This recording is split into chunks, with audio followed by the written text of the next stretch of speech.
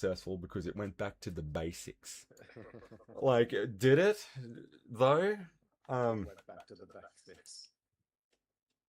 I don't understand that. What do you think people mean by that? Like, I mean, because like people will say things like, um, like for the like I'll see some people who praise Jurassic World Rebirth, for example. They'll say, "Well, it was good for me because it went back to the basics. None of this Star Lord in Jurassic World shit." And I'm like, "What do you mean it went back to the basics?" Like, I don't understand what they mean by that, or at least in that circumstance, I don't understand. Like, I think what it translates to is it more resembles my childhood than actually being a proper return to form. Yeah, well, I think you're right. For the Star Wars example, when people say Star Wars The Force Awakens went back to basics, it was uh, very much developed with the audience who loved the original trilogy and were disappointed in the prequel trilogy. It was sort of developed with those kinds of fans Yeah, in okay. mind. I think even J.J. Abrams said on radio or something they did take on board some of the points the Plinkett review made of the prequel trilogy.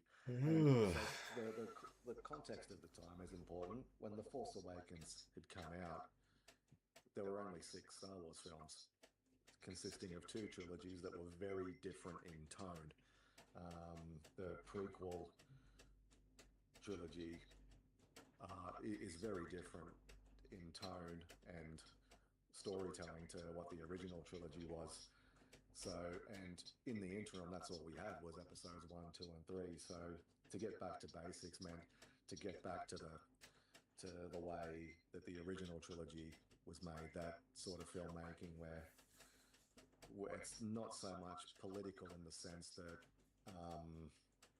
you know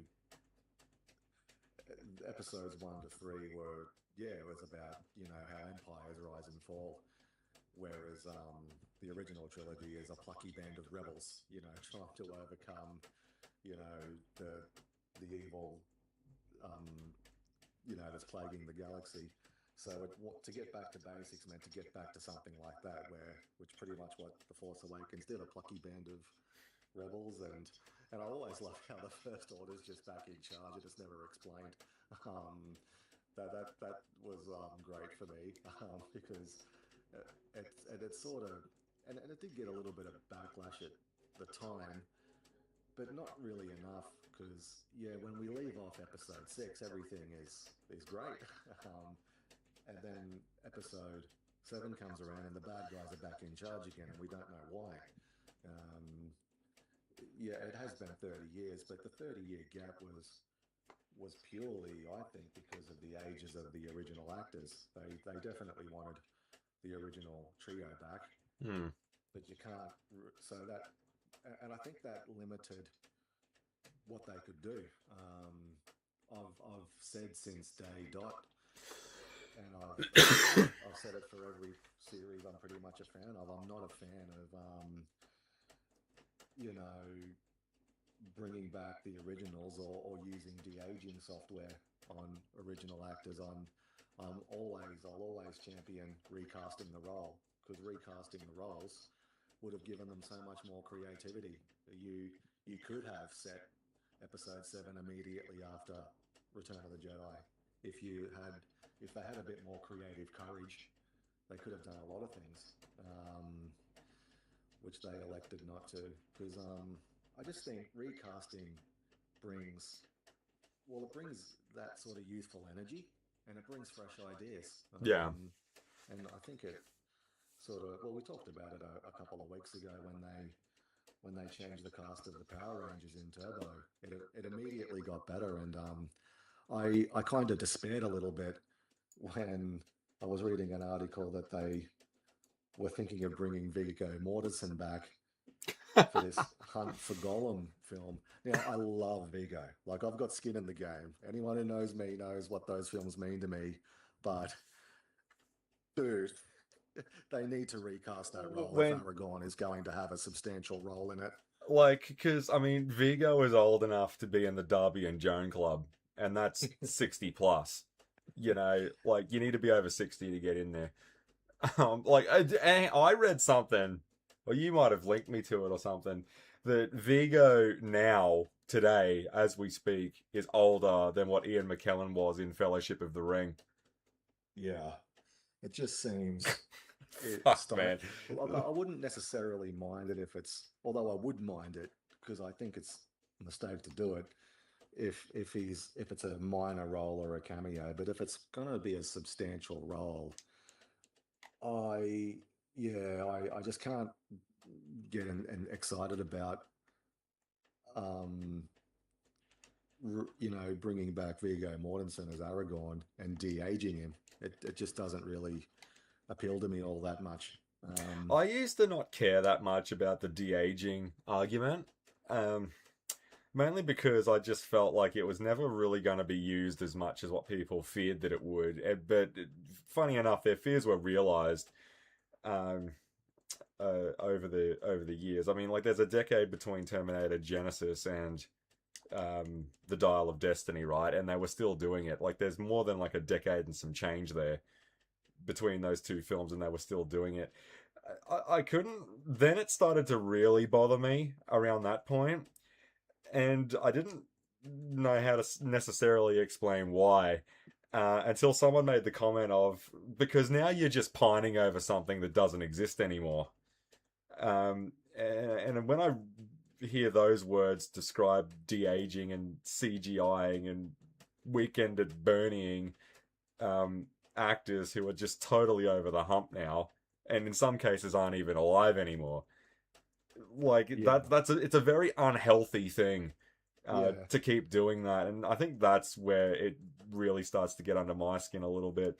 I mean, doing it here and there is like okay, but we're getting to the point where we're gonna CGI fucking Bruce Lee to pedal Mars bars in a commercial. yeah. And the sickness spreads even worse because it upsets the natural order of things because it means young up and coming actors aren't Don't have a getting shot. an, yeah, when and we're getting no different takes on the characters. And so we end up sitting in these echo chambers on Reddit and film forums just talking about the same shit that happened 30 years ago. It's like I want new takes on characters. I would love to have something new to talk about, rather than the same shit over and over again. You It's know, but I would have loved to have just a little bit older of a Luke Skywalker before he started hitting the bottle and thought about murdering his own nephew. I would have liked to have had him younger, where like basically I would have loved to have had an episode 7 where the entire thing of it, and I guess you could say it's almost like a remake of Attack of the Clones because Attack of the Clones did this. I would have had Ben Solo be like a Jason Todd, just constantly fucking riling up his uncle. Like that's how I'd have done it. yeah. And the sad part is they've actually proven they can do it. When Solo came out, like that movie has many problems, but the new guy playing Han Solo is not one of them. He was fine. Hmm. Like the sad ironic part is he got actually good reviews for his performance in a movie that was a real train wreck. And the funniest thing was that everyone was slamming him because Yeah. of all these fucking leaks. Like, oh, they've got an acting coach in there and all this shit. Like, whatever that was about. Like, I don't think like Yeah. was any of that actually proven true? Like, Yeah, I'm not sure. I can't remember now, but yeah, I remember being like I wasn't blown away by it, but I remember watching him going, yeah, he's fine. I think he's hitting the beats of the character pretty well, and also putting his own spin on it. It's just, it was just really funny to me. They've proven they can, recast a huge role, and it's not, and the sun came up the next day. yeah, I kind of wish they'd have done that with the Leia cameo at the end of Rogue One. Uh, like, I mean, I didn't really care that much for it because we just got bashed over the head with a CGI Peter Cushing for like the better part of 2.5 hours. Yeah. So by the time the Leia thing rocked up, Like the CGI Carrie Fisher didn't bother me anywhere near as much as the Hope line that she has when she's holding a floppy disk and someone asks her, "What is that?" and she says, "Hope." Get it? Because it's like a New Hope. So the New Hope is no longer Luke, it's a fucking USB. Um, Yeah, that kind of irked me. In an otherwise great film, I really enjoyed Rogue One. yeah. Having said that, it's been a while since I've checked it out. But yeah, that irked me where they've reinterpreted the um the title of episode 4 as the plans for the Death Star when it's obvious the New Hope is Luke. They finally have a Force user who's on their side who can match it with Vader and the Emperor. Whereas yeah, now they've reinterpreted as the Death Star plans. Oh, good grief. I wonder, you know, like, was there any, like, I know, because Bob Iger shot that out of the sky with, no, you're dead, you died in the last one. I actually quite like that. I remember JJ said a similar thing to Mark Hamill. Is there any way like I could still be alive? And then he's like, "Oh no, you're done." Yeah, yeah. I just found it funny. That yeah. It's hard to articulate why I loved that reaction from Bob Iger, but Like, I it, remember it's just Wayne Knight has a good story where he was talking to Spielberg. I think it was at like a Fallen Kingdom screening, and he was like, "Anyway, Dennis can be in the next one." It was a little dinosaur and a big meal, and then he's like, "No one, even in a world with clone dinosaurs, no one is going to believe Wayne that you fucking survived that encounter. Like, there's no way knowing that they're going to believe that." yeah. And Scream fans are the same. Like they want Matthew Lillard to come back as Stu. Or what if Stu's still alive? Like fucking what? Like, and I can't help but think if Wes Craven was still alive, he'd say a similar thing that no one's gonna believe. He had a TV dropped on his fucking head. Like, like no one's gonna believe that. Like this, like we've got to have something. And the other reason why I don't like it when they do things like that is because it's this it's the constant looking back all the time. I don't think that really helps a lot of these franchises that have been around for so long. Like Scream's about to turn 30 next year, and what 2 seasons and soon to be 7 movies. Um, Yeah, I don't think bringing back a 60-year-old Matthew Lillard is really the best thing to be doing, but for some reason, fucking idiots want to see that. I don't really yeah, understand why. yeah, and particularly because they don't need him. I mean, they're now on their third film with this new core cast. They've proven that they don't need the well, one or two legacy characters is all right, and Neve Campbell is returning for this one, the this upcoming one. Um, but yeah, they've successfully transitioned over into a modern core cast, and I really like them. I know they're not. I was talking with a colleague about this uh, last week, and like she was kind of upset about the fact that the Scream films aren't scary anymore. I'm trying to sort of tell her that's because we're middle aged. Of Yeah, course, they're not going to be as scary as when you saw them as a kid or something. But I do like the fact that they just seem to keep on keeping on. I remember reading a comment or an article about the Child's Play TV series. Um, I only watched the first season of that, but apparently, um, in one of the later seasons, Chucky winds up at the White House, and it just made perfect sense. Like I can easily imagine a Scream when they get to like Scream 12, like Ghostface is on a space station or he's on like a station in Mars killing people. Just onward and upward. I could easily imagine that, and it's just baked into its sort of DNA. It's not afraid to make fun of itself, and even some of the wrong turns it's taken. It's a really remarkable franchise. How it just says so much about the film landscape at the current time. The latest one pops out, and the way it sort of can do all this in a slasher film is it's really clever how they've done it. I'm a huge fan of the whole franchise. Yeah, well, Final Cut, I already have it. Hmm. And she's I talking love about it. how the latest ones are not scary. Like the third one is a flat out fucking comedy movie. I don't know. Yes, and it's funny that's been there since the beginning. I think people forget as well just how funny, in a good way, the first film is. That there's so many comedic elements in it. It's like that marriage of horror and comedy and death and laughter. It's so good. Maybe it was a Wes Craven thing, or and they're kind of just taking that ball and running with it. But the first film is really funny, and it was there right from the start. It's pretty remarkable. One of my favorite ones was always when they're in the video store talking to Randy and Stu creeps up behind him. Dog! Yeah. Like, I mean, the two killers, the way they, like, because the admission scene is the video store scene. Like, Randy says it's not the dad, it's Billy. Um, like, and the way those two are acting in that scene, like like all of the clues were there. Like, you know, because I saw one of the criticisms for the Scream franchise is once you know who the killers are, they lose all their rewatchability. I think it only makes them better when you know who they are. Yeah, and I think you're right, and I love as well how the Ghostface voice, he kind of varies his dialogue depending on who the killer is.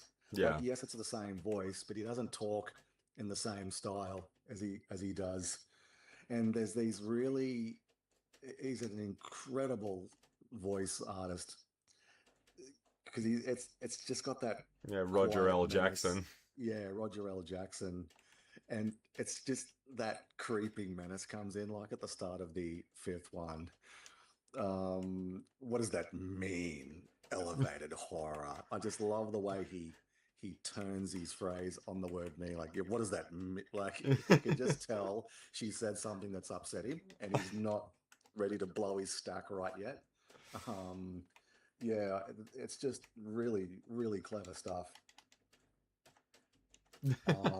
And the although it's not Roger L. Jackson, the lady in the yellow dress in the sixth one, where she's talking to her date, and then they're going through the rules of the slasher films, and the guy pipes up, "Yeah, like don't answer the phone." Yes, exactly. I just keep bursting out laughing when I see that clip.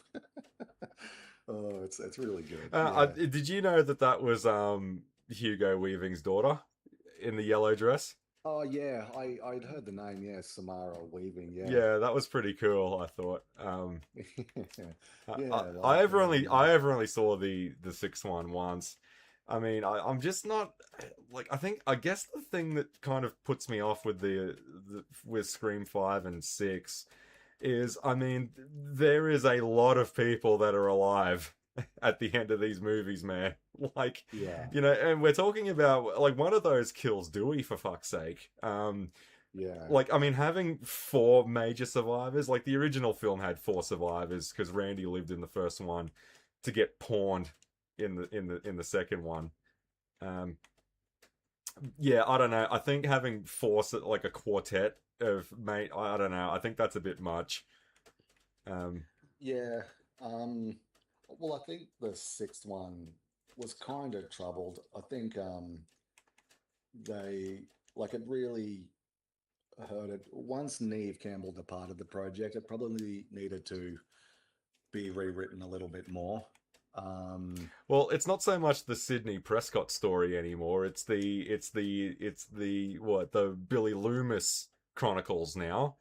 yeah. Like it's not the Skywalker saga anymore. It's the Palpatine saga, is what it Yeah. is. And they've done a similar thing to Scream. Like when the DH Skeet Ulrich rocks up in the backseat, um, and starts screaming at his daughter who was born 2 years after his death.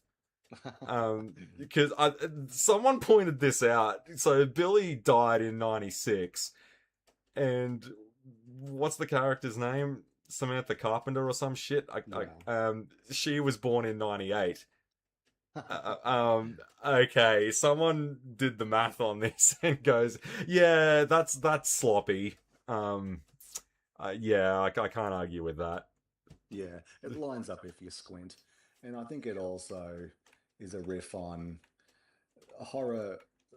Any long-running horror franchise is filled with all those contradictions, particularly Halloween and other things like that, where the sliding sort of scale, like the first Halloween movie was the late 70s.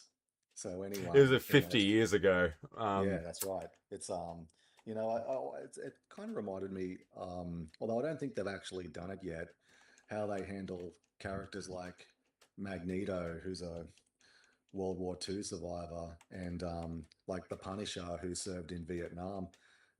Like, how do they handle those characters and keep them contemporary? I think I read somewhere that they've slid Frank Castle to now serving in the Afghanistan wars, Well, but I don't know if they did that with Tony Stark, but yeah. I think though, like, can't you just make up a fictional war? Why does it have to be a real one?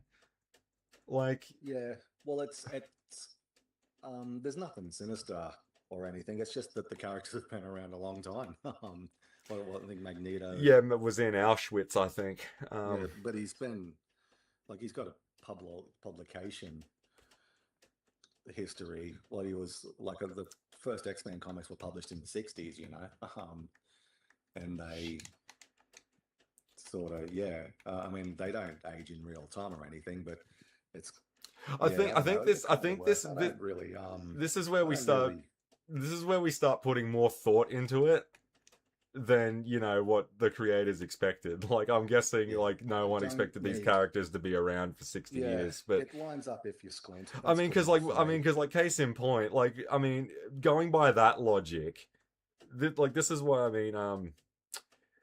like, well, Peter Parker should be like 80 years old now, shouldn't he? Why do we draw the line at those characters but not all of them? Yeah, Like Batman and Superman are universally 30 years old forever, right? Um, no one gets butthurt over the fact that they're not geriatrics now. Like, no one does that. Like, why is it yeah. suddenly a problem? Well, the issue is their origins aren't rooted in a historical event. Um, Yeah, I the think way like Magneto's is, for example. we're getting to the point where the historical event is starting to outweigh the character, and I just don't. I think that's just such an unnecessary sacrifice. Yeah, It's not like if we made up a fictitious thing to keep their ages evergreen. I don't think that's going to break the bank. The way everyone else does. Like, I guess that's woke these days. Um, I honestly think if you just made up something, like, you could have had like a enslavement camp on the fucking moon that Magneto broke out of, and no one would bat an eye at it. yeah, yeah, We're talking about X-Men, for God's sake. I reckon that would have worked perfectly fine, but yeah, I don't know. I think people are letting the 60, 70-year old origins of the character sort of outweigh any potential growth the character can have. And I don't think that's, yeah, really doing that, because the event itself isn't what really has them stuck around for so long. Well, if you read it long enough, it goes in cycles. Yeah. Like back in the '80s, he was a good guy and not a sort of an angel or anything, but he was, a member of the team, and you cycle through to the sort of mid 2000s, early 2010s, he's also part of the team again. It's I'm not sure which writer said this, but if you hang around long enough, like it all goes through, everything comes back around again. So it's a cycle. It's circular, circle. Hi, Kawase, you're playing the best Resi has to offer. Yeah, I shot the piss with the advanced playthrough, man. I can't beat it. The enemies are just way too strong now, and the shotgun's not doing anything, so I decided to throw on the OG one. Believe it or not, it is the real deal. um, yeah, X-Men, well, yeah, it's just, I'm sure, like, other characters, it might not have been their origin, but I know there's been real world events that have sort of shadowed over characters like Iron Man and, Captain America and all that kind of thing, but they've found ways of, not necessarily real life events to get around that. Because, like, I see everyone sort of, like, what was that comment? I remember you telling me that quote a long time ago where someone was, what was it, Marvel? I think they were working, I think it was the Clone Saga or something like that. And they were like, I've written myself into a corner here. I don't know what to do. Well, can't you just make something up to get out of it? Yeah, Like, how do you think the comic industry has been around for 100 years? Um, yeah, I do remember can't you just reading make that. something up to get out of it? Yeah, it reminded me of I read the biography of Chester Gould, the creator of Dick Tracy, and he was sort of famous for, oh, there's no way he can possibly survive this. And then in the next strip, Dick Tracy miraculously survived somehow, and it got to a point where he literally couldn't do that anymore. And apparently, he just drew himself into the comics, hating him. How good's that? It's like another one that I really like is what they do with Macbeth in Gargoyles. Like, oh well, how is it? Oh, he's the Macbeth. Well, how does that work? So they just make up some balls out spell, and he's like infused with Demona and all of that. Like, this is Yeah. so confusing. Like, it doesn't matter if it gets people to if it's confusing people as to why Macbeth is evergreen. That plot is doing its job. Yeah, like if it gets to the point where, and I think Evangelion does that a little bit as well. Like, oh, this is so confusing. Good.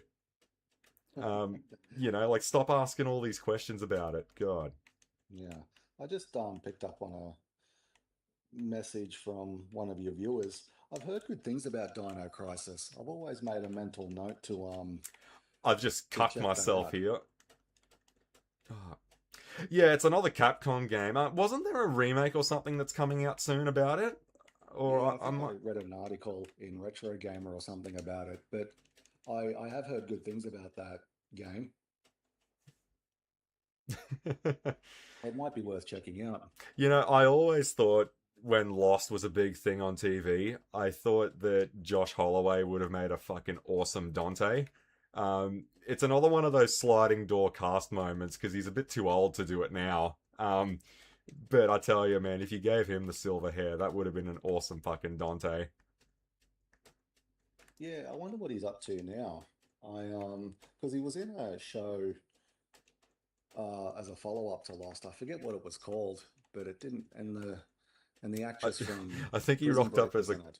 he rocked up as like a corpse in Yellowstone or something. Yeah, okay. Yeah, I'll have to Google him over the weekend and see if he's done anything recent worth checking out. I mean, yeah, how cool was Sawyer? Just a fan favorite. Yeah, I know. And the thing that cracks me up the most about Josh Holloway and as Sawyer and all of that is that the guy, like, he had no acting background. He was just a male model. Yeah, And some of those moments in that series are entirely saved by his acting. yeah, He's not even an actor. I yeah, love. exactly. But yeah, what perfect casting it was. He, yeah, absolutely made that show. I'm actually quite shocked that Devil May Cry never made the jump to live action. But I mean, like, look at like the Resident Evil movies. Street Fighter's getting another reboot, and but Street Fighter made the leap into other mediums. Like, I mean, I know Devil May Cry has as well with mangas and things like that. Um, Yeah, I think it will happen eventually. like, I think it'll be sooner than later, for sure. Yeah, I think they've tried. It's been a bit meandering. I definitely remember reading that there have been sort of, well, it's like Bioshock. Bioshock as a film has been in the works and at various stages of planning and prep for many years now. It's a long winding road. Some of these projects have to travel, but yeah, yeah, I've got no doubt there'll be a live action Devil May Cry at some stage. Yeah, I think I've heard mixed Capcom things was about the Netflix. series. I heard it was, so, but I don't like trusting word of mouth on things like this because I remember the old anime series of Devil May Cry from like 2004 or 5 or whenever it was, and like everyone was just ripping the guts out of it, saying that it was shit, and then this Netflix one rolls around. Now all of a sudden it's great. I'm like, I don't like hearing these things like that. Like, is it suddenly only great because you've got something worse to compare it to? Um, or is the Netflix one just a little bit too different? Like, you sort of fall into that trap where you don't really know who to believe. Yeah, I encountered that with their Castlevania series. I heard nothing but rave reviews, and it's certainly a really good show. It just didn't grab me though. Perhaps it was a me thing. I've tried twice to get into it because yeah, I own a couple of the Castlevania games. I wouldn't consider myself a huge fan of the series, but I own um, a handful of the games and was looking forward to watching the show and expanding the story a bit. But yeah, I just couldn't get into it. But yeah, you go to any review site and they're raving about it, and it's had 4 or 5 series now and like a spin-off or two, but yeah, it just didn't grab me, and it really annoys me. I just Was couldn't get into it. was that Konami? It was, yeah, yeah, Yeah, all Konami. right. I don't think I ever played any of them.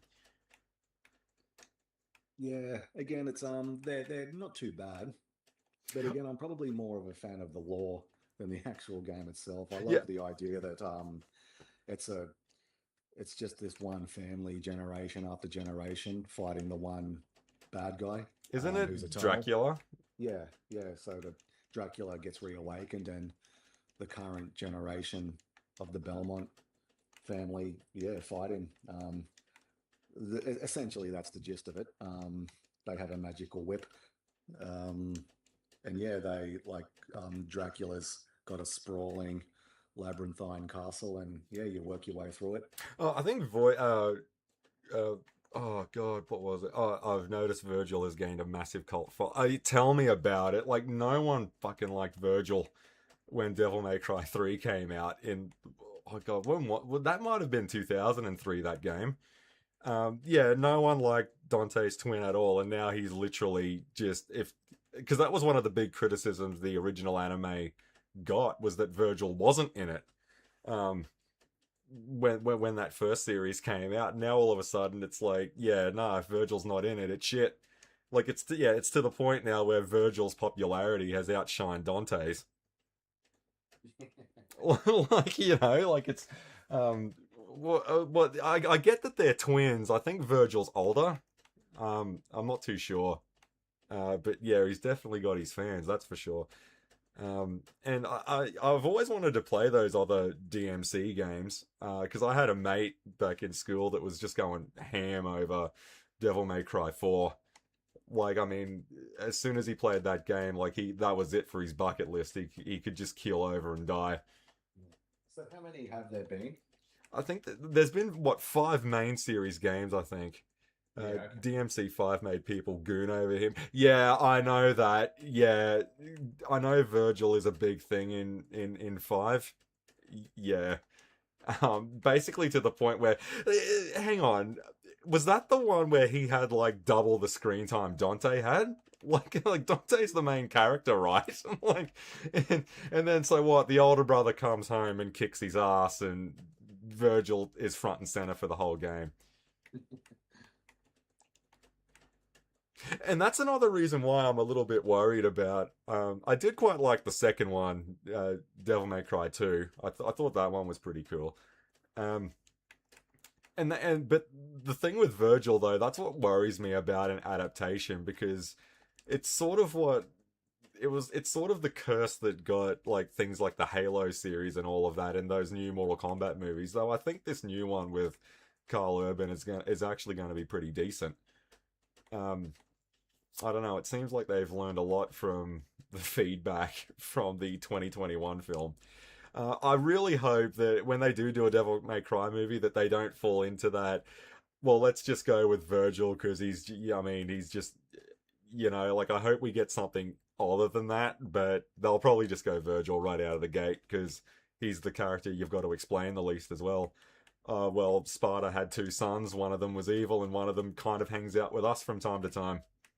Um, you don't have to put a lot of screen time into explaining Virgil a whole lot. Like, he's not that deep. So when they Okay. go in for a movie or a series, they'll probably just jump straight to him anyway. It's like, it's like, we're going to do a Spider Man movie. Well, let's have Venom as the bad guy. Why? He's just an evil Spider Man. Yeah, all right, fair enough. Like, you go for the easily adaptable villains.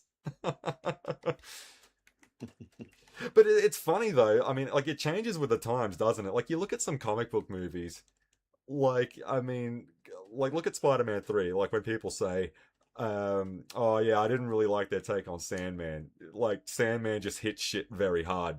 Like, Thomas Hayden Church, man, he was perfect. Man, like, what more do you want?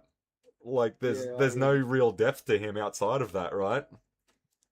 I think they did a really good job with Sandman in that film. Hmm. It's a bit yeah, it's a fascinating sort of film to read about behind the scenes because it was a bit of a struggle between the director and the producer, Avi Arad, and I can see both their points. I think both of them make a really strong case. So by the third film, and the character's well established now, and I can understand Avi Arad's point of view. You lead off with your most popular villains, and rightly or wrongly, Venom is Spider-Man's most popular villain.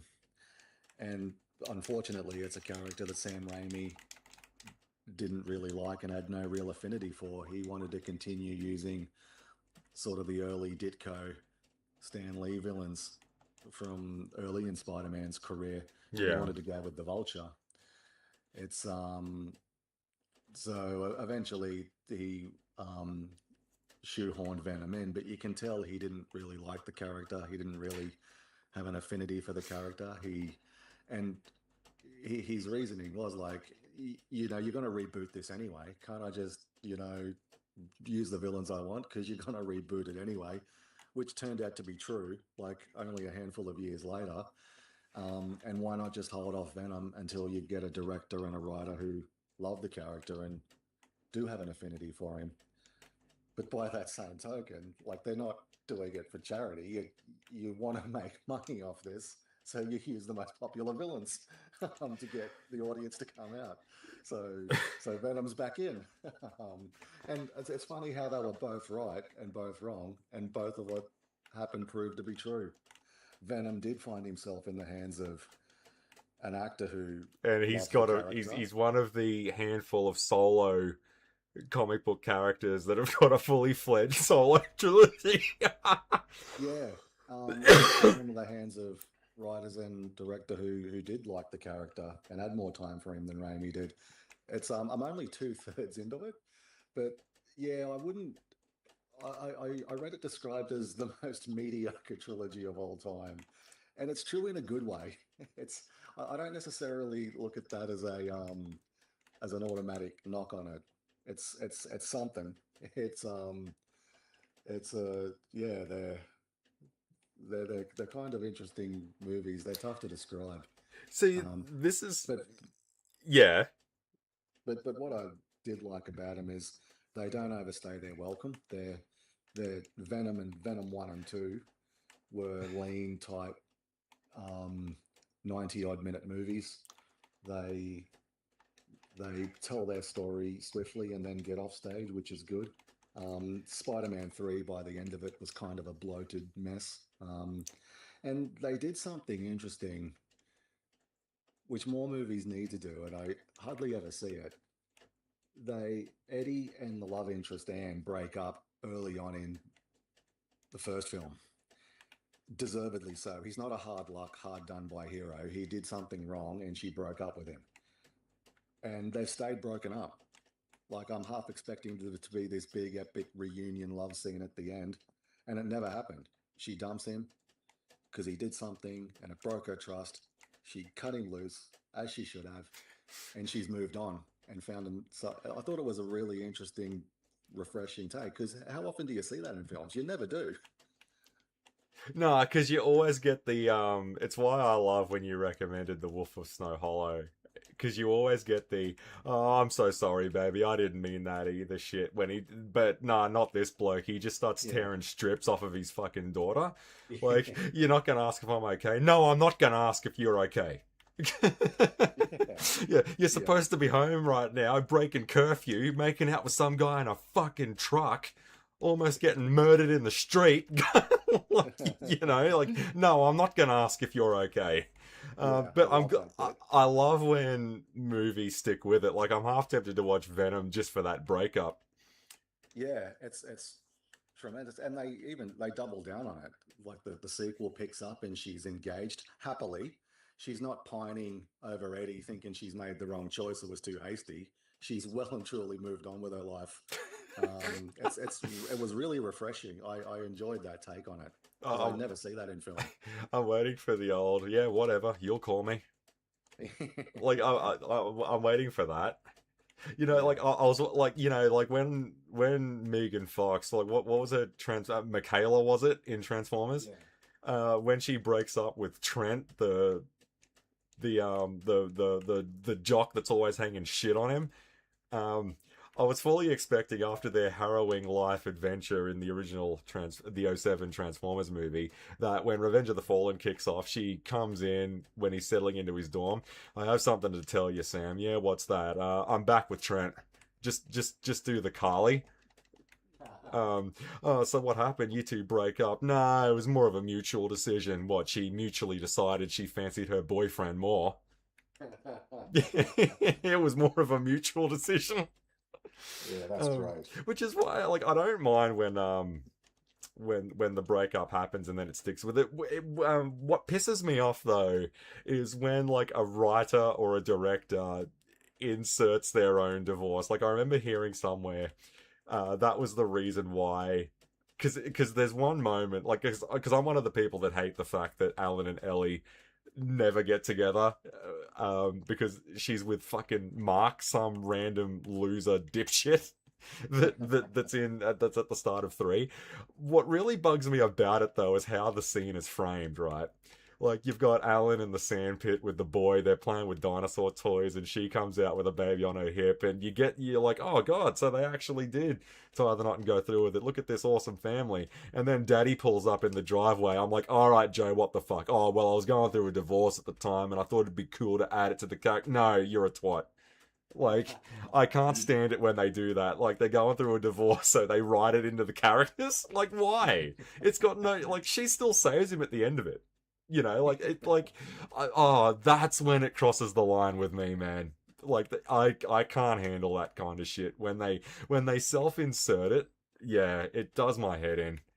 Um, Yeah, I remember seeing that movie in the cinema and being very, very annoyed that they were no longer together. yeah, like, but you know what annoys me the most is that the people that defend that stuff, like, they'll be like, what do they say? Oh, well, there was nothing in the first movie to hint that they were a couple. What about when Malcolm says, "Oh yeah, is Sattler taken? Because I don't mind smashing that. I'll smash her like a peanut butter and jelly sandwich." And then Alan's like, "Why?" And then he's like, "Oh, I'm sorry, man. You two are, yeah." Like, Alan Yeah, flat out says that they're a thing. Like, what do you mean the movie doesn't indicate that yeah, relationship at all? Like, yeah, it's 100%, man. Like, yeah. it, She's not like available, is she? Why? no, but it's mucking around with the flask, you know? Like, he's just taking the swig and he's playing around with the lid. Like, oh, she'd get it. Like, Yeah. she's What in about are trouble. you? She's gonna get it, and she doesn't even know it. What about are you married occasionally? Yeah, I love stuff like that. What do you think of Rhea Ripley? Who's that? Do you know who that is? Oh, I'm not too sure. I've Rhea got Ripley. I've got no idea. Like, is that? Does he does he mean Ellen Ripley? Oh, well, it depends. I mean, if she's wearing that Lotus suit, Or I can make it work. is that is that the character from Alien Isolation? I wonder if that's who he means. Yeah, who do you mean? Um, yeah, see, I know we were talking about DH actors and all of that. There's a comment here that I thought was interesting. That remember when Capcom switched Chris Redfield's character model in Resident Evil 7? That's one of the major reasons why I say that game is a reboot. It's not. It's a spin-off reboot. It's not Resident Evil 7 the way people think that it is. I mean, Chris Yeah, has got an entirely different look. It's an entirely new depiction of the character. It's a hard reboot, is what it is of the series. Um, Now, that's something that bothered me about. I mean, like, unlike live action portrayal, these models and these actors have been scanned. Like, Julia Voth can be Jill forever, you know, because she's the model in the video game, and they've got that forever now. She exists in a purely digital form. Why go mucking around with that? Like, I mean, well, what are we gonna do? Are we gonna make up a whole new look for this character? Just keep using her. I mean, she's 40 something years old now, but the model hasn't aged, right? Like the in game model hasn't aged. Why would you change that? It wasn't a problem. And it's weird because Capcom really pride themselves on keeping characters looking uniform. Like, look at Street Fighter with Ken. Granted, that's not a real actor or anything like that, but like you look at Ken in Street Fighter 4, he's got like scars. Um, like you can see all the injuries from over the years and stuff like that.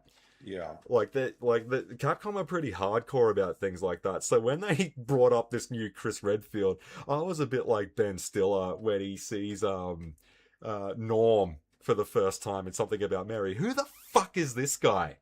Is what I was like. I mean, I'm all for recasting roles, like when the actor has totally aged out of a physical live action portrayal, but that's not what these games are. Like, Julia can be Jill forever. You know, like, Yeah. I mean, I don't think anyone would complain if the Resident Evil 3 remake, which again, I've heard mixed things about, I own it, I'd like to play it. Um, yeah, so it's not her in the remake, and I remember people getting a bit pissy at that. And I don't understand why Capcom would change that. And then you get the armchair critics that come in and say, because it's a reimagining, not a remake. It was marketed as Resident Evil 3 remake. You know, like, what do you mean? You got the wrong idea. Like, oh, those are the worst. Those type of guys are the worst. Like when the Diamond and Pearl Pokemon remakes came out, what did we get? We got jack shit. Like, even the platinum content was missing, right? And then they turn around and argue that's because it's a faithful remake. It's a downgrade, is what it is. Like, why are you settling for that shit? Um, I don't know, man. It's a weird one. Yeah, you know what it is? It's the result of fixing problems they don't actually have. Oh well, we need to change this so we can keep this going on forever. Yeah, but it's not really a problem that you've got. Like, there's a lot of movies, a lot of comics, a lot of stories that keep doing this. Like, case in point, the X-Men. Why don't we just make up a fictional event that we can change the date of that every 60 years if we need, so Magneto doesn't really have to change or go through any real sort of stuff like that. Well, we're trying to fix a problem we don't really have. Like, let's just make up an event.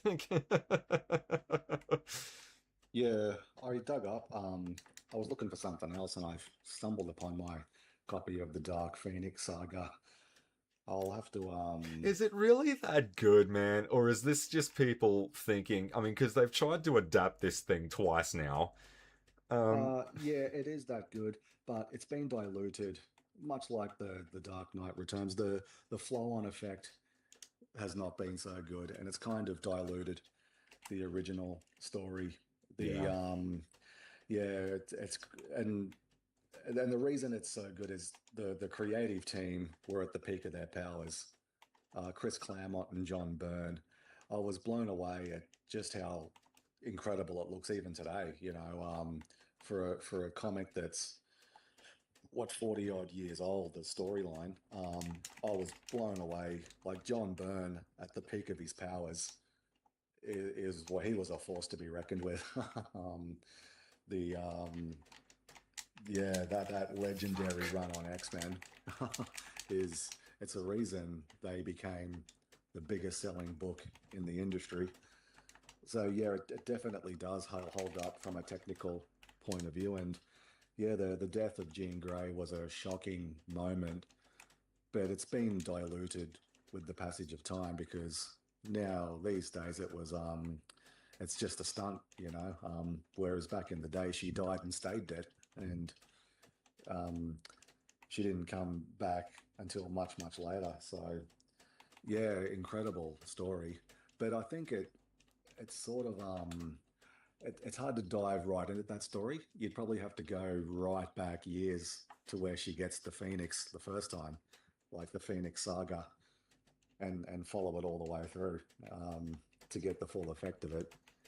And there's a yeah, I haven't seen the one with Sophie Turner, X-Men Dark Phoenix, but Bryan Singer's films or the Brett Ratner film, they reinterpreted the Phoenix as like she's like the next thing up from mutants. Like mutants evolved from humans. Whatever she is evolved from like she's the next step in evolution. Whereas the Phoenix in the comics is this cosmic avatar. It's a guardian of this thing called the M crystal in a distant galaxy. So, but yeah, definitely, it's from a technical point of view, it's a remarkable book. Yeah, so beautifully written and illustrated. Yeah, I never got around to it because yeah, I was probably a bit too young when it happened. One of my favorites was I don't believe this was ever done in an actual comic, but in the video game Spider-Man 2 Enter Electro on the PS1, there's a bonus suit called the Spider Phoenix, and that's when the Yeah, Phoenix entity fuses with Spider-Man. It's an awesome looking suit. I love it so much, and it's the sort of Easter egg that I really enjoy. But I mean, yeah, I don't think it ever got canonized. I think the Phoenix Force has pretty much strictly been a Jean Grey thing, hasn't it? yeah, it was for a long time. Up until around 2012, Marvel did a crossover called Avengers vs. X-Men, and the Phoenix Force splinters into five separate components, and they possess Namor, Magic, Cyclops, I think, and a couple of, I think it's Colossus maybe, and someone else, and they become like the Phoenix Five, this force of five. Um, so yeah, and it's always been interesting when they decide to add to the concepts lore. Grant Morrison introduced the idea of a phoenix egg because it's so powerful and it's from another galaxy. We don't really understand how it works. It possesses Jean Grey as this avatar, but is it a living, breathing entity? Is it like a universal force or something? Chris Claremont, when It he wasn't returned, very realistic. when Chris Claremont returned to write the X Men in the early 2000s, he introduced a character um, called Neil Shara, who was the new Thunderbird, and he never got a chance to flesh out these stories, but he is a fire-based hero, but he had these glimpses of this incredible Phoenix fiery power, and he was going to be a male Phoenix avatar if he ever got around to telling that story. So yeah, every so often a writer comes along that adds another sliver, another facet to that concept. Yeah, I think the two cracks though in the movie is what sort of um I actually didn't mind the Ratner one because I miss the times when they used to keep things like this simple. I mean, because from what you've just described of the Phoenix saga, it's too big for like even six movies, you know? Yeah, I know. It So, was ambitious. The animated cartoon did it as a five-part series with a kind of a two-part lead up. Um, and then they told the Dark Phoenix saga in a four-parter. But yeah, it's and I was surprised at just how well they captured that scope. But yeah, the true epic scope to bring in the Shi'ar galaxy and all that sort of stuff. Yeah, you need a lot of time to really build it up, yeah, and it it's. it's like this because I remember at the end of X2, the as the blackbird's flying over Alkaline Lake, you can see the what people argue is the phoenix underneath Yeah, the water surface coming up. Um, I don't see that, but people swear blind that it's there. yeah. It's like that yellow hue, isn't it? And it goes to the credits just as it's about to break the water. Yeah, Phoenix Force, man. Um, Yeah, yeah, I'm not well, sure of the particulars, but yeah, it does break apart and possess these five mutants. Resident Evil was going a bit Last of Us. I never played Last of Us, but it's been mentioned in the chat a few times that Resident Evil was going a bit stale after six. And it's funny because a lot of people will say Resident Evil 6 was when, yeah, the original was just getting a little bit out of control with the hunter placements. I've still got all the progress there. We might fire it up again down the line, but I'm pretty sure it's about as soft locked as it's going to be. Um, yeah, you got to look at the games though. Like when Resident Evil 6 came out, like what was the hugest, most awesome shit that was happening at the time? Like I think the game came out in 2012. Like what things like Prototype and Infamous and Gears of War were all really big at the time. And people are like, well, why did Resi 6 go all action packed? Well, why wouldn't it? Not to mention the Resident Evil movies were still going ham in the cinema. Why not just Yeah, go full action mode? Like, why bother with the survival elements? Just go all in. yeah, it's probably not a bad observation. It's probably hard to keep anything fresh by the sixth installment. That's why I'm really curious um, how this new Scream movie will do. I mean, bloody yeah. So I've seen there's a character that's been called Sydney's daughter is on the cast. Um, I think everyone who wanted Sydney to end up becoming a Ghostface killer herself, or that her daughter's going to be one, I'm not getting those vibes at all because you're kind of rehashing Jill at that point, aren't you? The cousin from the fourth one. yeah, I don't think that's gonna happen. But who knows? You know, someone's probably thinking this idea is awesome, and they'll go and do that anyway. But I think the longing for Sydney to be a killer herself, I think all of that's well and truly over. yeah. I was yeah, I really like Jill.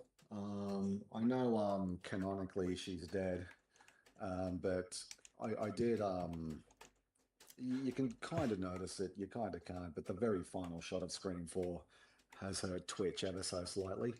Wes Craven wanted to It was Emma you know, Roberts, wasn't it? I think it was, yeah. I wanted to or Wes Craven wanted to leave it a bit more ambiguous whether she lived or died.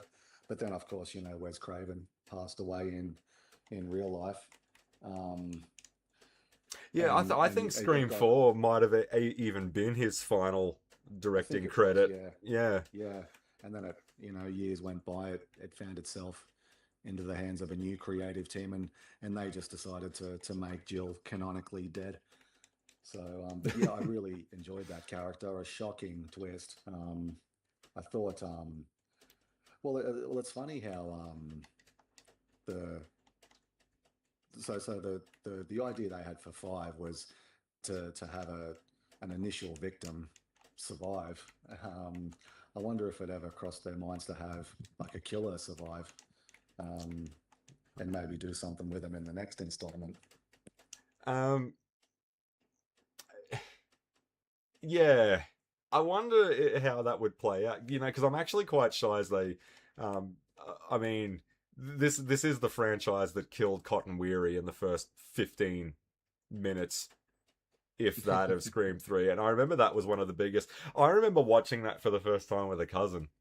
And when I saw that Cotton Weary is just whacked in the intro the way that he is, it was seriously a what the fuck moment. Yeah, For- cotton. yeah, 110% cotton, mate. Yeah, Um, cotton weary.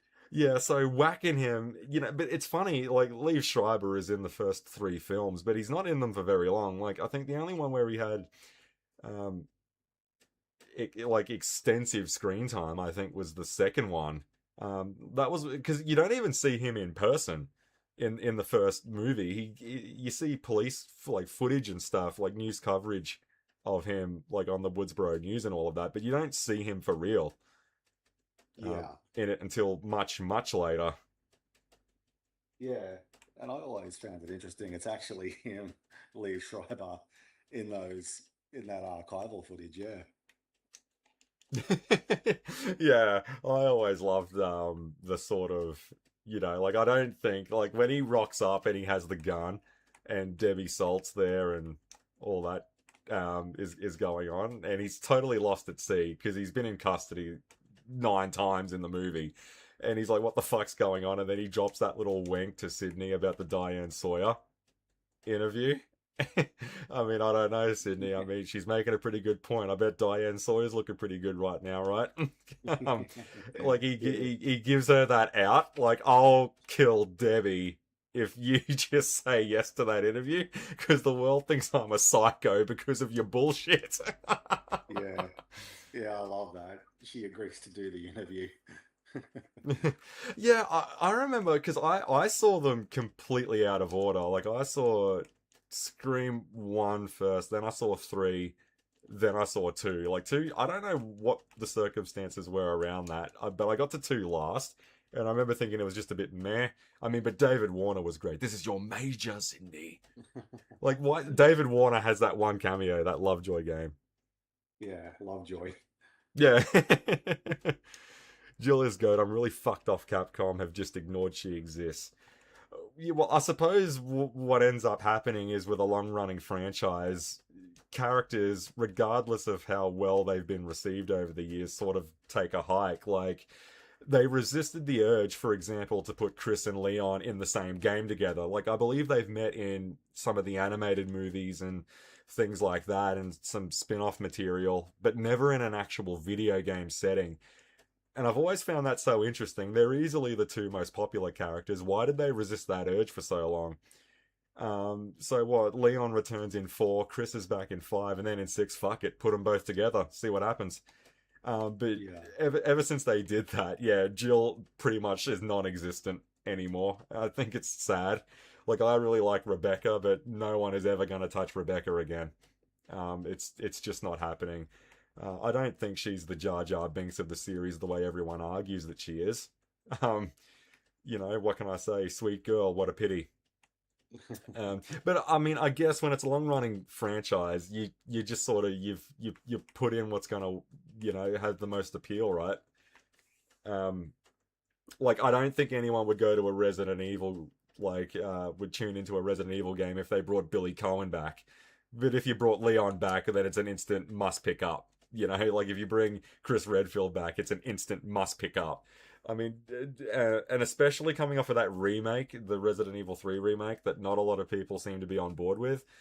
If their last experience with Jill was a bad one, they'll kind of associate that installment with the character. It's not just video games, but it's everything. And they'll just sort of, like, look at Rose Tico in the sequel trilogy, right? um, does she totally conk out everything? No, not really, but let's just quietly walk her back because everyone associates all of the problems with The Last Jedi with her. And that's not really the case. But it is what it is. Like, they'll associate the installment with that character. I don't know where that disconnect comes from. It's just this weird trend people do.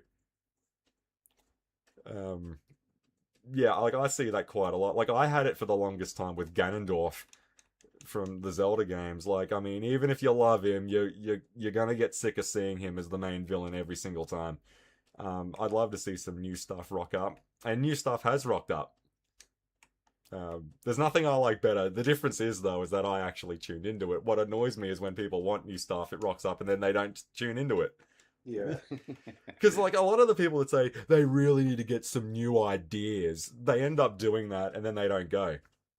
Yeah, exactly. And it just forces them to go back to, running on fumes again. you It's know, yeah, it's exactly like what's going on with Power Rangers. They're going back to Mighty Morphin because Mighty Morphin is what works. Yeah, but every time they've dipped into that well again, it's done less and less every time. Like the Lightning Collection isn't even a thing anymore, you know, and that was almost exclusively a Mighty Morphin line. I think that proves the point. Like it's got the most iconography. Maybe it does, but every time they've gone back into that well again, it's failed to outdo what has come before. You know, it's sort of it's a self-defeating thing, isn't it? Yeah, I wonder if yeah, has there been a like an iconic Ranger design? I guess it's hard to comment because I haven't seen every single series. I didn't mind so I'm about three-quarters of the way through Ninja Storm. I didn't mind their ones. They had the navy blue and the sort of maroon burgundy and like the beetle inspired look. And then it became, in some of the series, it became trendy to call them something when it's not even their color, or they have like a dash of it.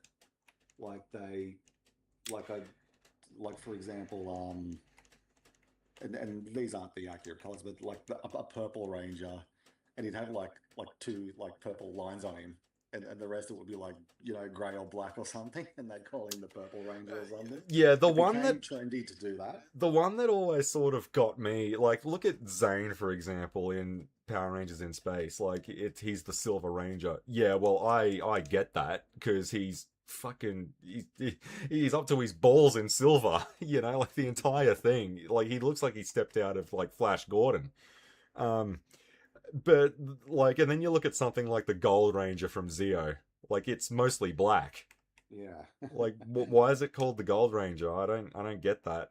It's yeah, and the other thing that annoys me a little bit is things that aren't really rangers. Like, I mean, you start getting like Quantum Ranger and all that sort of shit starts creeping in, like Serpent Ranger. Like, none of these are colors; these are just words. Is what these are. Yeah, it's just it's that the like I think like the more you go back to it, you know, again it's that back to basics argument, isn't it? Like it's like we'll go back to basics, yeah, and I think like the cultural climate of when something was popular to what it could be or what we would like it to be, it does become a harsh realization after a bit. Like I don't think there's like any like if you take something like Power Rangers, like I don't think there's any right direction that that can go in that will ever recreate that environment that it was born in. Like the world has just sort of moved on from shit like that, and it's a hard pill for a lot of these guys to swallow. But there's a lot of things that are like that. Like I put Star Wars on that list. Like I think the world left Star Wars behind a very long time ago. Um, I mean, because when you've got two complete trilogies for a decade, like that's it, man. Like I know there were a few cartoons and some games here and there, but like that's it, man. Like it's all over Red Rover. Oh yeah, no, but we're starting it back up again. We're shoveling some coal into the engine. Here we go. Yeah, well, why not? I mean, let's see what happens. Um, I don't think it was like any like I just think the climate that the sequel trilogy come out in, the world had moved on. They've seen bigger and better things since Star Wars was relevant. Um, Yeah, I hope it continues on that sort of upward trajectory. You sort of do get the sense that the nostalgia bubble is starting to burst. I hope yeah, I hope it continues. There are some green shoots of growth there with yeah, some of these new properties that are doing really well compared to the other stuff, and maybe the future of something like Star Wars is in a different medium. It is television. The most critically acclaimed stuff that Disney has done has all been on television. Like their most critically well received products has been The Mandalorian, the first two seasons, and Andor. that are both television shows. So maybe the future is not in live action, big screen. I mean, that's what it began life as, but it's almost how maybe it's the cinematic equivalent of growing old gracefully, like what's the harm in being like Robert Redford? He's just got a face for the ages. He had no work done on it. He Yeah, that he was just something we aged never gracefully. really got around to, was the passing of Robert Redford. Like, what, about a month ago now? Yeah, yeah, he had passed away. So yeah, it made me grateful and glad that we snuck in that discussion on Captain America while he was still alive, because a lot of the tributes I was reading, and it just goes to show he had like fans of all generations, because people remembered him as Pierce from Captain America. Um, I forgot that he had a cameo in Endgame. I didn't remember him in that. It must have been a small one, whatever it was. But yeah, a lot of people, more than I expected, because I think it's, in the grand scheme of his whole career, it's a fairly incidental role in The Winter Soldier. But yeah, a lot of people weighed in that, yeah, they discovered him through the MCU, like at the back end of his career. And I'm guessing they were like, younger than me. Because, yeah, I remember all the President's Men and 3 Days of the Condor and Spy Game and A River Runs Through It. You know, Indecent Proposal. What a career. yeah, the one that like, because I remember I was doing the rounds like earlier in the week, like when Stan Lee passed away in 2018. Like, I thought, and this goes to show you the longevity of his, like, what, he was 95 when he passed away, right? Like, and then you think about some of his collaborators that he has co-creator credits on. Some of these guys have been dead for like 30, 40 years. Like, I thought Ditko had been dead for like at least 50 years, but he went the same year. Um, or what, the year before or the year after? They were actually pretty close when they both passed away. Steve Ditko. Yeah. Yeah, Uh, okay. and Yeah, like well, Jack Kirby's been dead since '94. Like some of his collaborators have been dead for, like almost half a century. yeah, that's what I found astonishing. Yeah, I noticed that as well. Like Jack Kirby, yeah, had died in the early 90s. And to think that Stan Lee had another, 30 years on him is, yeah, it's hard to put into words, that. That's insane, man. Like that's just truly baffling to me. And I was just sort of going through, Spider-Man's what, like 60 something years old. So, like, this is just what happens, like, I know DC had beat him to the punch with, and it's not necessarily a great like achievement to reach, but like when you start looking at like the foundations of what turned these things into the runaway trains that they were, you're gonna start seeing a lot of was, such and such was, such and such was, such and such was, over and over and over again. Well, it's been that long.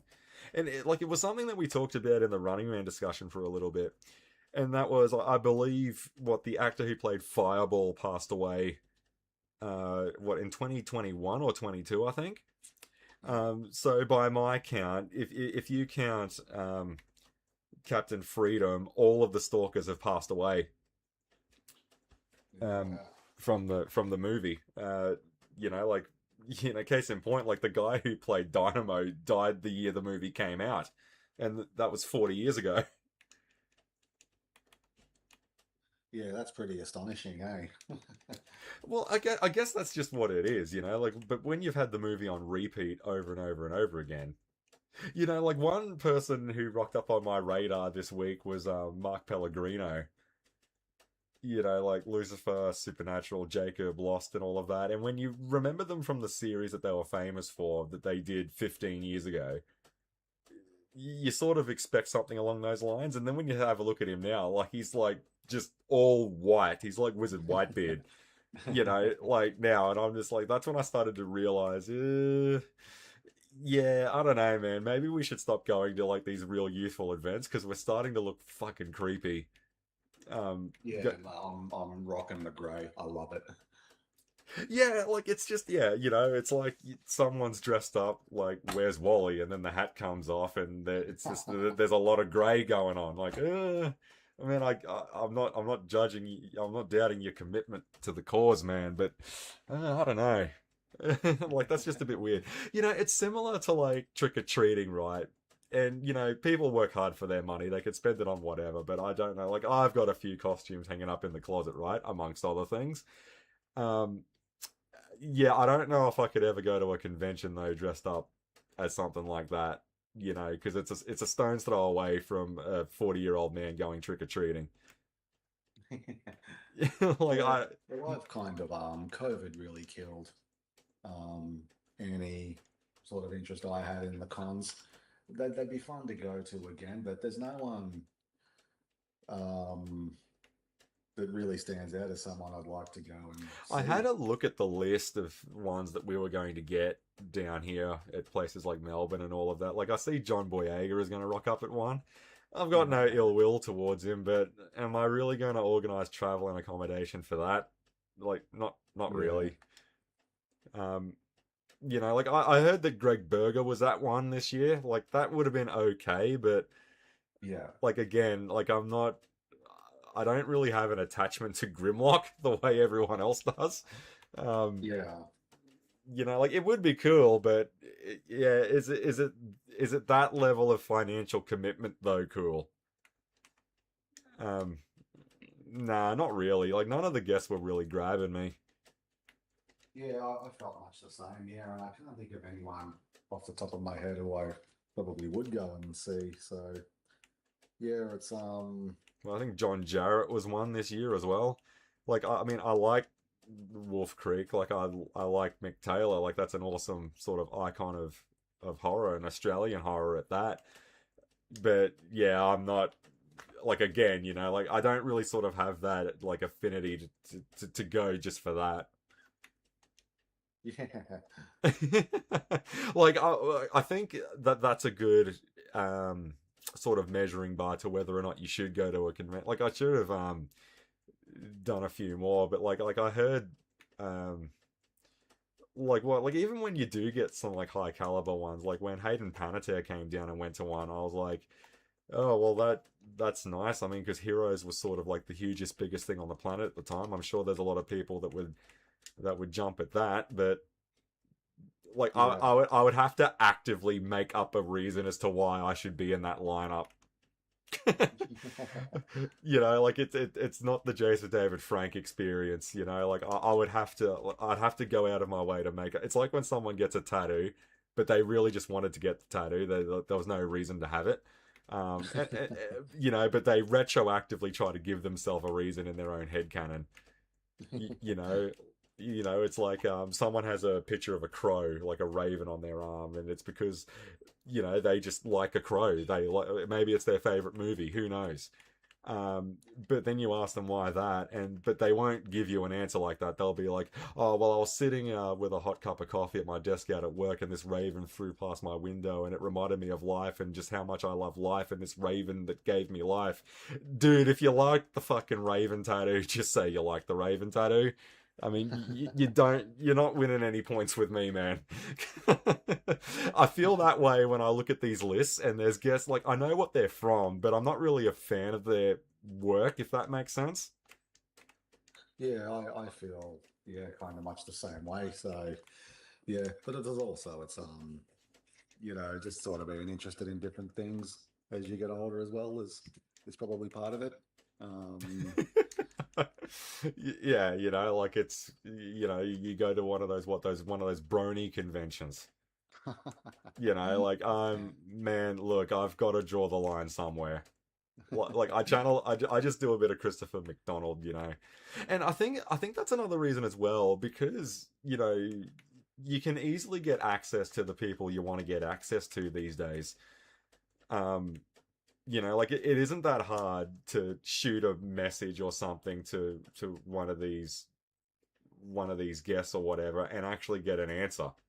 You yeah, know, like I think that's also sort of taken the whole convention scene down a peg as well. yeah, Um, because like you know you can get the access to these people that you think you have to be in the same room as. Like, no, you don't. Um, that's another reason as well. Like, yeah, I'd like to ask them about this, man. Just shoot them a message on Twitter. If they log into their Twitter when they're drunk enough, they'll probably answer you. Because stranger things have happened, man. Like, you'll get these fucking bizarre answers to questions that they get all the time. Yeah, like the Um, time Phil Gould flipped out because he thinks his phone is spying on him. yeah, what was it? It was a Twitter notification. So he smashed it. Um, but I actually found the old link that you gave me of the what of the Paul Kent with the three cracked ribs and a collapsed lung out the front of that pub. I actually found the link to that. Like, oh my god, that has been immortalized now. You'll never get anyone to not talk about that. Yeah, he told a funny story. People went there to that tree leaving tributes, like they would leave like little sticks of, the gum PK, the chewing gum. Oh really? Yeah, they would leave that there as like a tribute to him. Like people will walk past. If people didn't know the context of that tree and they walk past it, they think someone died there. you Yeah, know. yeah, all these little mementos and that were left in and around it. I mean, that was something else. That I mean, like I can understand an 18-year-old who's drunk at the pub firing up like that, but a 63-year-old man doing that out like that was just ridiculous. I think you told me someone on the footy show made a mention of that, going, yeah, that was just such a weird fucking moment. That Yeah, Kenty. Well, he seems to have landed on his feet. I enjoy his podcast, Kenty Blitz. It's a bit sad now. It's the off season. I used to he'd do it Monday to Thursday, so he's sort of building that up. Now that he was cut loose by Fox Sports. So yeah, I enjoy that. But it's the off season now. He'll be back. Hopefully, yeah. he's So what? back Yeah, the finale's next year. done. So that's it for. Yeah, yeah. Time for cricket season now. Yeah, the footy will be back next March. Yeah, got to get that Ashes, man. Yeah, I'm so looking forward to it. The Ashes. Yeah, it's Like I I was had this, talking. I had this mate, right, and like absolutely fucking hates Christmas. You know, like just hates it. Thinks it's a commercial hype. You take away the cards, the streamers, the decorations. What do you got? Just an ordinary public holiday. He's one of those guys. And but when it comes to Christmas Day, there was always one aspect that he would love, and that was he wouldn't call it Christmas Day. He would call it Boxing Day Test Match Eve. Yeah, Is I what he love would, it. because he was looking forward to the cricket test match on Boxing Day. Like okay, nothing to do with Christmas at all. It was Boxing Day Test Match Eve. Yeah, that is brilliant. I love that, dude. Um, Like, all right, fair enough. I guess that's cool. Um, yeah, it's yeah, bloody if guys were allowed to stay up all day and night watching the cricket, I'm convinced there'd be no more wars and we'd have utopia on Earth. and that's the price that it would come at, is to just sink every waking minute. Okay, I'm gonna need to off this prick. Yeah, just to sink every minute into it. Like I think that's the real thing with like a fandom, or like a fanatic, like be it sport or their favorite movie franchises and all of that kind of thing. When does it like when do you stop being the connoisseur of entertainment, and when do you really transform into being one of these numpties? Um, like, because I've been trying to figure out like what's the turning point, and over the years I've started to think maybe it's got more to do with the person's age rather than their enthusiasm for what they're interested in. Um, but now I'm not so sure. A lot of the times I'm really not so sure anymore. Yeah. Uh, like what it actually is, and what's causing this behavior. Lack of sex. It can cause serious deviant behavior. Oh, by the way, yeah, I reckon that is something that we're definitely going to have to do, is give Scary Movie a rewatch. Yeah, I was reading that book by Ashley Collins, your favorite. Scary Movie, and there's some interesting DNA between those two series because maybe I knew subconsciously or I just overlooked it. They were both done by Miramax or Yeah. Dimension or whatever, Scream and Scary Movie. And the original, Kevin Williamson's original draft was called Scary Movie, so they owned the rights to that name. So they figured they'd do a parody before anyone else did. But it caused a bit of bad blood, apparently, between the creative team for Scream and the guys who did Scary Movie. They some of the jokes allegedly hit a bit too close to home, but I think it's a fucking brilliant movie, Scary Movie 1. Yeah, like I've heard. Did you see that Shawn Waynes is returning as Ray in Scary Movie 6? I hadn't heard that, but I love it. Because Ray's been absent since the second one. You Yeah. know, so he's got a writing credit and he's returning as Ray, which is awesome. I saw that Lachlan Monroe is returning as Craig as well. And I watched that scene when he's working out in the gym when he's punching the bag and then he gets out of the shower and there's that Polaroid on the locker Oh, and it's just yeah. of his tiny dick and it just says, "Oh, I know." Yeah. Oh no. Yeah, that cracked me up because I rewatched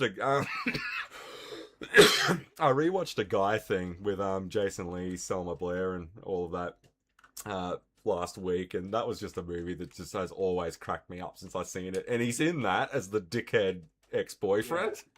Yeah. Yeah, it's amazing how fragile the human body is, don't you think? Yes, I do remember that. Yeah, and he's the he's the knob in Night at the Roxbury as well. Yes, that's right. The gym trainer, and I'm like, this bloke is so funny. How the hell did he not end up? I know he did some movies with Dolph Lundgren of all people, and I'm sitting here thinking, how the hell did this guy not just punch through? I guess when you've got heavyweights like with Chris Kattan and Will Ferrell, it's kind of hard to break through. But every time Lachlan Monroe was on screen, I was just laughing my ass off. And apparently, he's coming back as Craig, and I'm like, I really hope they let him just do his thing, and have it there. But that being said, though, we do have to brace ourselves because that original Scary Movie was 25 years ago. Yeah. I remember it. Yeah. Yeah, terrific. Oh yeah, what a time. I always love that. Yeah, the killer called me last night, Bobby. Well, see, it couldn't have been me. I was in jail, remember? Then that fucking biker comes in and just hugs him. Like, you compare that to the Skeet Ulrich when he has the hands have been dabbed in ink. Yeah. Yeah. It couldn't have been me. I was in jail. Yeah, I was in jail, remember? Yeah, yeah. Hey, Ray, the next time you see Bobby, tell him that. Yeah, but I wonder, though, are the Waynes just going to ignore all this shit? Like, I know with things like 50 Shades of Black and all of that, they gave zero fucks. And they just went all out. I wonder if they're going to do that this time around. Yeah, yeah, my turn. Fuck out of here. Ain't nobody stabbing me. Yeah. Like I Ray's was, great. I was wondering, like, I mean, because of all of those gay jokes that they kept making in Scary Movie 1, like, I mean, I don't know, man. Like, are they gonna get away with that shit now? Like, I hope they just make it as if they would always make it. But it's gonna be Yeah. interesting to see what comes of that. Yeah. Um, I'm looking forward to it. yeah, yeah. So I don't know when this is meant to be. Like, what, next year? I think. Oh Yeah, yeah, okay. yeah, and you can't forget the pudding moment as well. I remember when you showed me that clip because to be honest with you, I still don't think I've ever seen Scary Movie 2 from start to finish. But I remember you showing me that clip with Chris Elliott as Yeah. the fucking weirdo with the gimpy hand. Yeah. When Ray gets up. And you know what? Yeah, you rest that little hand. Like Ray gets up. You know what? Let me take it from here. And he's gonna go and cut the turkey. And he's like acting real butch about it, but then when that hand comes up, he's like, "Fuck it." Yeah, yeah. Let me give you a little pinch there. Yeah, fuck it. Yeah, it's a shame, you know. Like I know Damon gets all the clicks and Marlon's got his fans, but I always thought Sean just always cracked me the hell up. Like Sean Wayne's, like, you know, like I love the moment when he's with Brenda and she's wearing the jersey, and then he like makes her suit up in like full on fucking gridiron gear. Like, here, put this on with it. Yeah, I And love the guy in your comments. Yeah, my turn. yeah, the pudding. Yeah, I fucking love Tim Curry though in that moment. Is there anything on the menu that you have not prepared yourself? And it's that fucking pudding. But Yeah. what cracks me up the most about that though, yeah, my turn, when they're doing the my germs thing, like they've just gone out of their way to get this guy away from physically touching their food, and then they start doing that shit in front of him. Like they get mission accomplished, and then fucking they go to, like, what about the guy who hangs off the balcony? Give me your hand, take my strong hand. Give me your other hand. Like he'd rather die than take that hand. Like he would rather plummet to his death than do that. But I think the reason why though I've sort of missed Scary Movie 2 as much as I have is because I don't. What movies does it actually parody? I guess. Scary Movie 2. Yeah, because like I mean, the first one had that double impact, you know, of Scream and I Know What You Did Last Summer. Like those, I mean, it was just rife for material. Those two movies. But what did the second one have? Was that the so it's you had The Exorcist at the start, and I think it was parodying the haunted mansion, the was it that Liam Neeson, The Haunting, based on the haunting of Hill House, the Shirley Jackson novel. Oh, it might have been. I remember there was a mansion in it, and they're Yeah, all holed up in that. Yeah. Um, but I don't remember too much more about it outside of that, and I think that's the reason why I sort of avoided it, because when you've got the stone ghost face on the front of Scary Movie 1, like I mean, Scream was just the hugest, biggest thing at the time. yeah, So like, I mean, watching a parody of Scream, I mean, it's a no-brainer um, to go in there for that, and not to mention, I Know What You Did Last Summer as well. yeah. Um, Um, yeah, small dick is like a disability, man. Yeah, yeah. And like, you know what I find so hard to believe is that, like, if there was ever an actress that I don't think ever really broke through, it would have been Elizabeth Shannon. I mean, you know what's really cool though is that in a roundabout way, she did end up becoming a Bond girl. She's in the video game Everything or Nothing with Pierce Brosnan. Um, so I thought that was pretty cool that in a roundabout way she did start getting high caliber stuff way yeah, after when it should have happened. Um, but the fact that she's in the Scary Movie parody as Buffy is just fucking hilarious. yeah, that was good.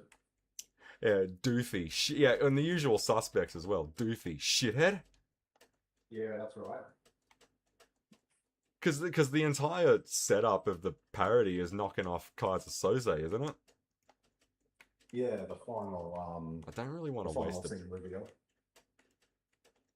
And also, I don't know if I've mentioned this in a previous stream or anything, but I really love Kurt Fuller. I probably would have said this in the Running Man because he's in that as one of the guys. You are finally getting Yes. it. Yeah, that's Kurt Fuller there, and he's the sheriff in Scary Movie where he keeps fucking hitting on Sydney. Uh, Yeah.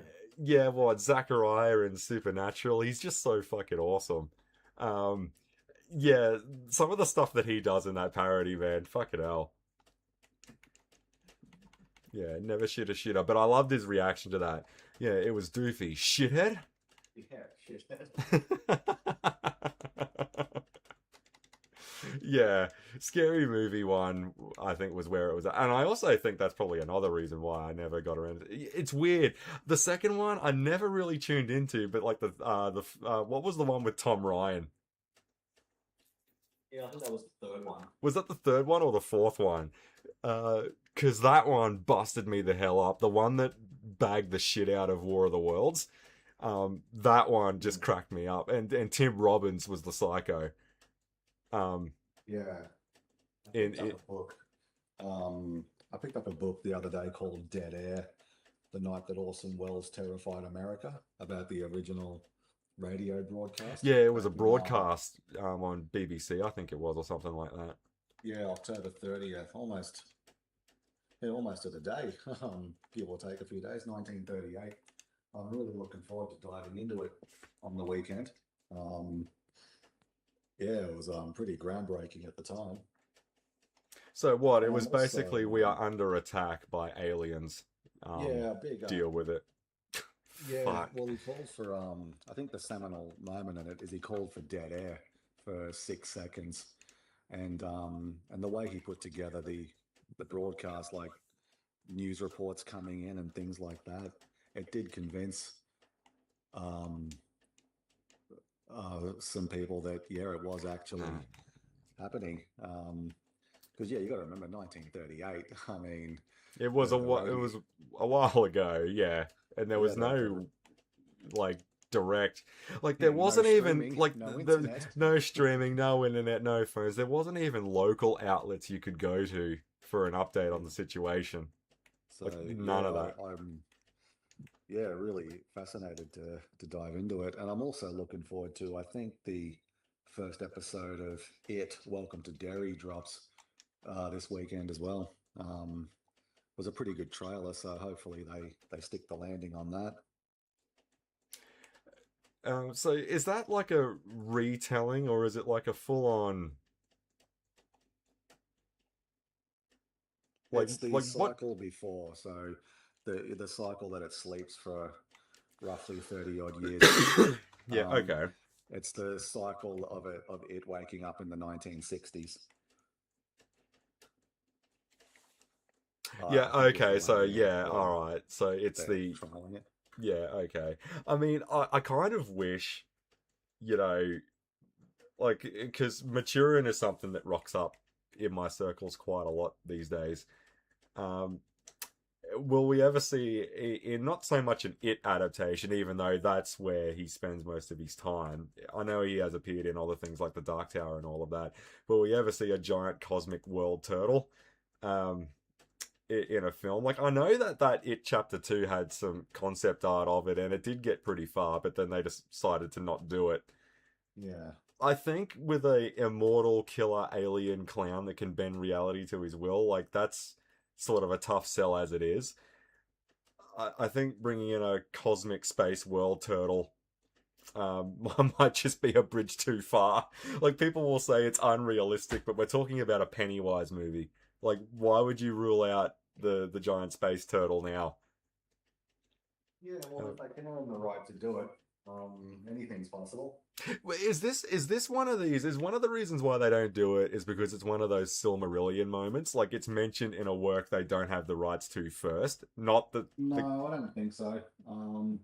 I just think, well, the reveal of the turtle happens quite late in the book, even though there's some foreshadowing to it.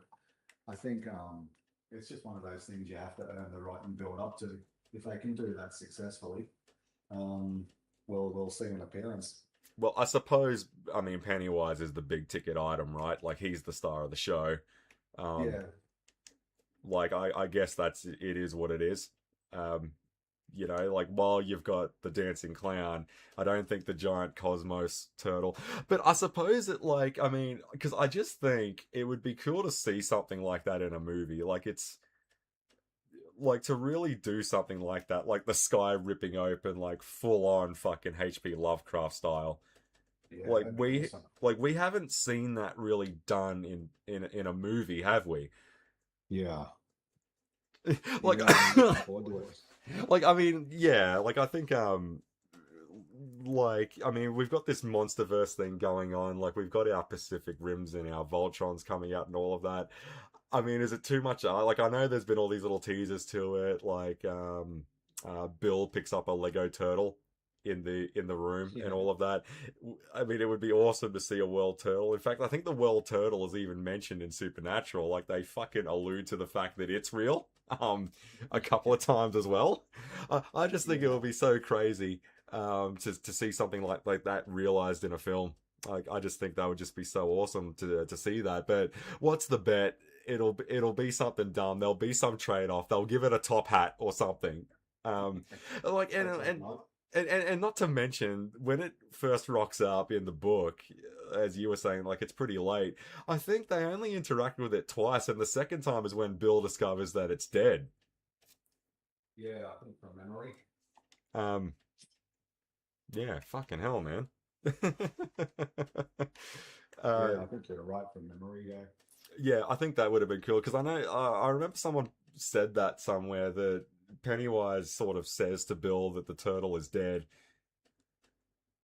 Bill says he's full of shit, and then he ends up seeing it for himself. Yeah. I think it might have been doing the ritual of Tude. I'm not too sure. But like even that was a hard pressed thing to adapt, wasn't it? Like it's that classic curse of a lot of King's shit just doesn't make good visual media. Like some of it sounds like it does, like a giant cosmic space turtle, but it's getting people to, you know, maybe you can do it in any other sort of setting, bar a killer clown. Yeah. I don't know, man. But what are you checking out this weekend? I do have to finish the Screen television series, yeah. Um, and I'll persevere with Fire. Yeah, and then hopefully I'll get in the last installment of Venom: The Last Dance. So yeah, hopefully yeah, tick off a few of those items. Yeah, I'll start that Orson Welles book and see if it grabs me. Because I think it also, in addition to that radio broadcast he did in its fallout, it sort of takes you through his early life as well and later life. So I don't know all that much about his early days. Just sort of some of the more well-known stuff he did. Like most of us, I'm guessing it starts and stops with Transformers. Like we know some of the other things that he was involved in, but I don't think any of us know the ins and outs of the things that he was in. Yeah, and just how influential he was. He was hugely highly rated I mean, filmmaker. with the exception of stage Citizen, director. with the exception of Citizen Kane, I don't think many people could probably tell you a lot of his catalog. Yeah, well, he had a long career in the theatre as well. I was reading this morning. He's like the day he died, he was typing up stage directions for a play. So the guy he maxed out, didn't he? But what about yourself? What's on for your agenda? Um, See, that's the joy of getting all the boring shit done on a Friday night, right? Yeah. Um, Frees up your weekend. Yeah, it does. I think I might stick through the Resident Evil playthrough. Yeah, I might fire up that OG one again, but I'm not liking our chances of really being able to finish that because, like I said, man, the reason why I sort of sin binned it tonight was just because there was. I don't think we don't really have the munitions, and the enemies are just way too fucking. The whole idea of a remix mode, I really enjoyed it. I was loving it at the start, but now I think it's just sort of hit a dead end. I don't think we can really finish it. I was thinking about maybe starting that again, but I can't remember at the start of it. Was there a selection between normal and hard? Because if there was, I wouldn't mind going through it again on normal. Maybe I'm the one who cucked myself then. Who knows? Um, but what else have I got? I'd really like to get around to building those Rebirth Lego sets. Because I've still got them all stacked up, not doing anything. I'd love to. I've got them all. Just to sort of crack them open and have a bit of fun. Yeah. What else have I got? Oh, that reminds me. There was something else that rocked up as well that I was meant to send you a photo of. Totally fucking slipped my mind. I did manage to lock down one of these. You know, what's the bet? This is where I can no longer find it. Yeah, there we go. Check this out. I'll send you this. Oof. Now, I'm glad I managed to score this guy when I did, but I've had one pickup this week, and it was that. So I might crack him open, and I really need to start rearranging some of the room. I'd like it to not look so much like a I don't know. There's a word for it. Algerian brothel. Who knows? But it does need to be rearranged. I've got like two Titan boxes behind my big monitor and all of that I need to get into storage and a whole bunch of other shit. You know, I'm like Tutankhamun buried with all my treasure. But as for watching stuff, yeah, I really need to get back into Sleeper Cell. And finish that up. But you know, when they go for an hour a piece, I've sort of been like, rightio, fine, I'm done streaming for the night. I'll check it out and I'll get back onto it. I'm like, yeah, but I don't really want to go into it fatigued. You know, if I've had my ass kicked by a bunch of hunters this night, I don't really want to sit down and watch an hour-long episode that I'll probably pass out halfway through. Yeah. And then I'll end up, I'll be like the Hitachi man. I'll be like, yeah, it was all right. What's Usual Suspects? What do you think, boys? Yeah, it was all right. Yeah, I thought it was a bit average. Yeah, I thought it was a bit average. Like, what'd you think of the movie? And for the last, 45 minutes, it was just. Yeah. Oh, it was a bit average. I thought it was a bit crude in places. Yeah, exactly right. But yeah, I might just do that. I might start wrapping up for tonight. I might get. I didn't really get up to. I was trailing off a little bit there towards the end there because I was trying to remember where things were. And I know what we need to do. We need to get the death mask because the coffin zombie isn't in the original, so that'll be the order of business next stream. Is sorting up the coffin zombie. And yeah, I might. I know that Jurassic World Evolution 3 dropped. I was thinking about scoring that. Yeah. It's on Steam. Oh yeah. So I might pick that up. And then I don't know, knowing my luck, what it'll be. It'll be like a 46-hour installation process, and there goes the whole fucking weekend. Yeah. Yeah, so I might just keep it. Like Rooney, I don't have all day to bark at you, so I'm going to keep it short and sweet. So yeah, we'll see how that goes. And I really need to start clearing out my downloads folder on my fucking laptop. 4 terabytes. God, it's filled up with some shit. There's probably things I've downloaded like 4 or 5 times and I've just forgotten about.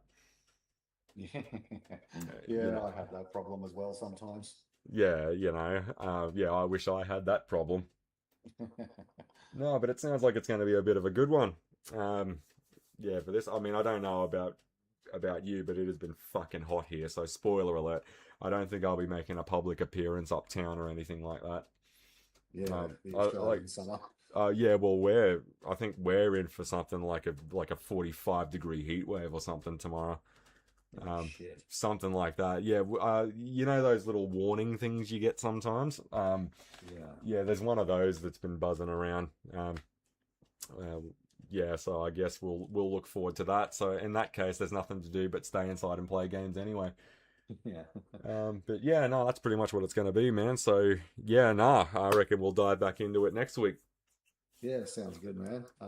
Take care, and we'll catch you back here next week, eh? Yeah, sounds good, mate. I'll catch you then. Take it easy. Yeah. Bye for now.